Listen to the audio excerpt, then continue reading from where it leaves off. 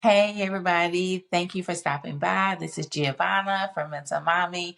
We are excited to see you today. And so today's topic is going to be about journaling.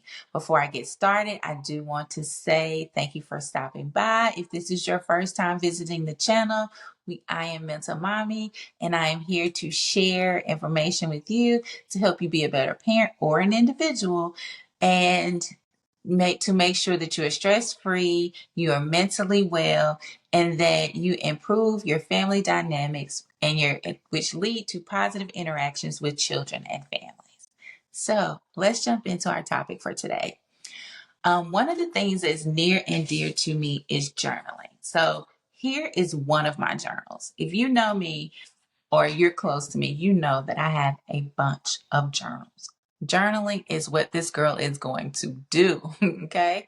Journaling is one of my self-care tools that's in my MentalMommie toolkit. And my MentalMommie toolkit for me is what houses everything I need to be a stress-free and mentally well person. Okay. Not only just a strong, stress free, and mentally well person, but also a stress free, mentally well parent, coworker, partner, team player, business owner, entrepreneur, all of that. So, journaling for me is what helps me to stay grounded. It helps me to stay focused. It helps me when I'm in points of feeling like there's a bunch of words traveling around up here. Okay. How many of you have ever been in situations where you're like, oh my God, my brain will not cut off? It will not shut off. I am with you. Okay. Not only will my brain not shut off, there are now thoughts that are not positive. They're negative. They're trying to tell me the worst things. It's leading me to create a story and a movie that makes no sense and is turning into a horror movie. Okay. If that is you, just know I too understand how you feel. And I also have the tricks and strategies to get past that. For me, when I see those spiraling thoughts that I don't know necessarily are my intuition, but are more possibly my fears or my inner child creeping up to get some attention because she feels nervous, I've learned that journaling is what helps me. Journaling for me helps to calm me down, and it helps me to regulate my nervous system. And it also helps me to get out the thoughts, the negative thoughts, or any thoughts really in my head, to get them out of my head and onto paper. For me, I've experienced once I'm able to get these thoughts out of my head and onto paper, then I'm able to actually focus, and I have more mental capacity and a more space to focus on other things that I need to focus on. And as a parent or as a busy person or someone who has a lot of commitments, it's going to be super important for you to have a strategy in place to help you dump things that are in your brain, whether they're positive or negative, so that you can have more space to think about other things. Um, Sometimes I follow a format when I journal, and sometimes I don't. Sometimes I know at this part of my journey whether I need to be formulaic, meaning I need to follow a certain formula to get stuck pieces out, or if I can just be free fall, which is meaning I can just go through, do it any kind of way, and it'll be okay. I do toggle between the both, which is fine. There's no right way or wrong way to journaling. The best thing is just to journal. Okay. It's just a process. Just do it. But how you do it doesn't matter. The end result is just trying to get those trapped thoughts out of your head, put them on paper, or be able to get them out and be able to move forward with what's next on your plate or on the table. Okay. For me, sometimes I know that I write things, I get them out my head. Let's talk about the negative things. Let's address those. So sometimes I need to get the negative things out. And as I'm getting them out of my head, I'm starting to see them differently on paper, because now I'm feeling more connected to the thought as I'm disconnecting to the thought. Meaning, I hear it, I give it ownership, but I'm just like, as I write it down and look at it, like, this don't make no sense. Like, I know this isn't true. Like, this statement is so false. Even if, for example, a statement could be, no one's ever going to listen to you. Nobody's going to watch your videos. I can write that down and be like, as I'm writing it down out of my head, I can hear and know that's not true. There are people who do want to hear this, are willing to hear this, will see this, have talked to me about this. So how is this thought correct? And then that's when I'm able to see through my journals, my negative thoughts. If I choose to look back at them, sometimes I do not go back to the negative writings that I've written. However, there are times that I may be led back or feel like I need to go back and explore a little bit more. But even in that, I'm able to either leave it on the table, but I've gotten it out of my way, or I'm able to go back and reflect on it. And in reflecting on it, I can see, girl, you're struggling with self-worth. You're struggling with value. You're struggling in X, Y, or Z area.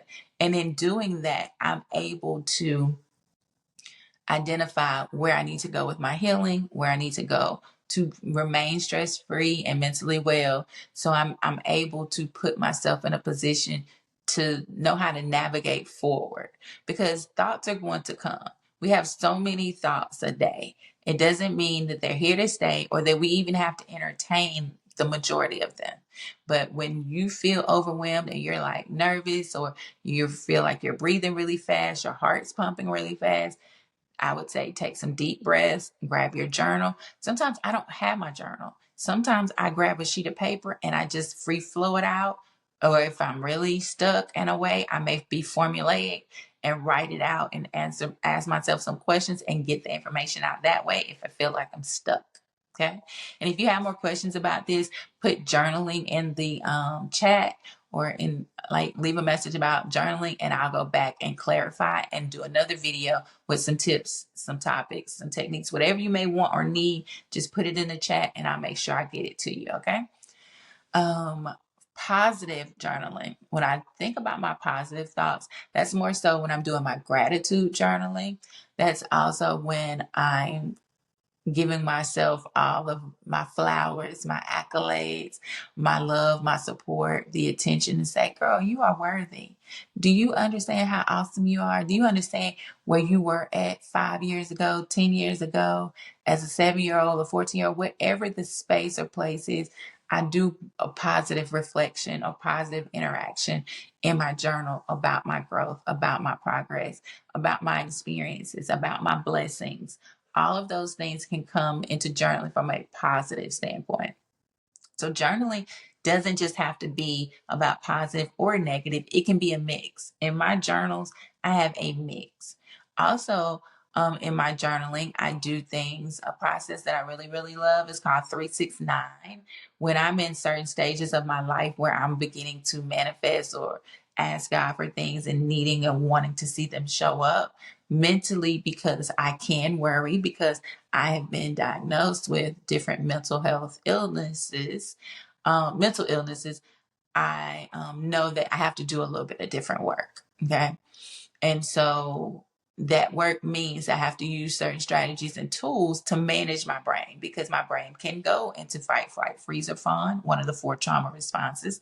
It can also just be hyper fixated on things, like focusing on this one thing and or this one fear or this one outcome. And so I know that at that point I have to journal. And in journaling, I'm able to understand, see, and know that everything's going to be okay.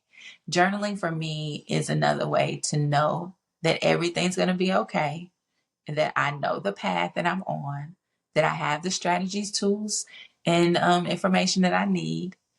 And sometimes journaling for me is like intuitive. So not only can it be negative, positive, it can be intuitive.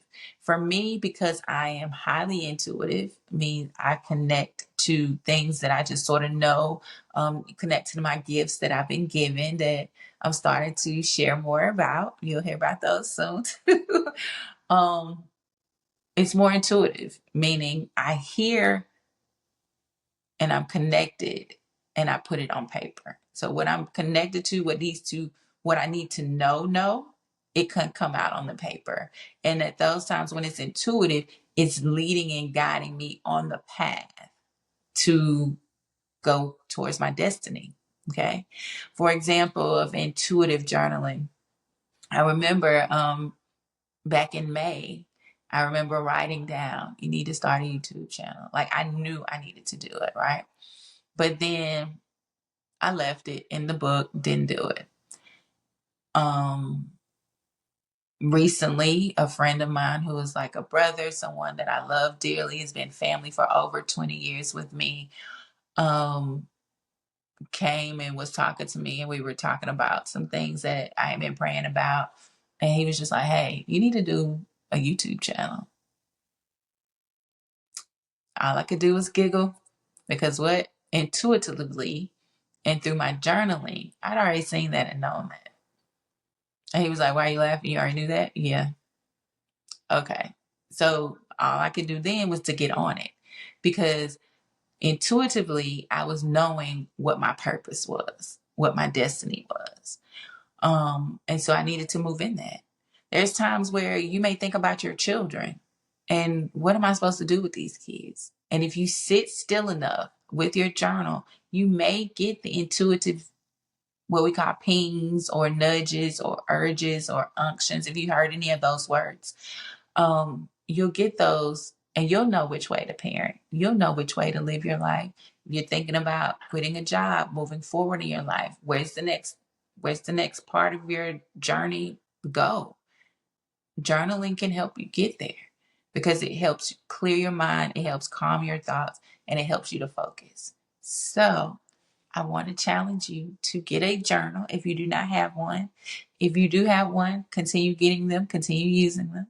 I am on my umpteenth journal at this time. I love a good journal book. So if you're out and you're shopping, just grab one because you never know when you may need it and when you may feel led to say, hey, I need to sit down, get these thoughts out of my head, get them on paper. And this is the most beautiful book or notebook to do this in. So once again, I challenge you to take up journaling, get you a journal, do 5 minutes, set a timer for 5 minutes just to get yourself in the practice and the procedure. Any of these strategies that I'm telling you, the main thing I want you to know is you can start small, which means start at a shorter time frame and go large. Sometimes I'm in and out my journal maybe 10 times a day. If I have a thought, I grab my journal. So you can either come in and out your journal as much as possible, or you can just decide, hey, I'm committing 5 minutes at this time of day to work in my journal. Whatever strategy works for you is fine. The thing is, we just want you to do it so you can be stress-free and mentally well. All right. Thank you once again. Please follow, share, like, subscribe. We are here to help. We want to get in the algorithm to share with other people. And we appreciate you for everything that you do. And thanks for visiting. Talk to you soon.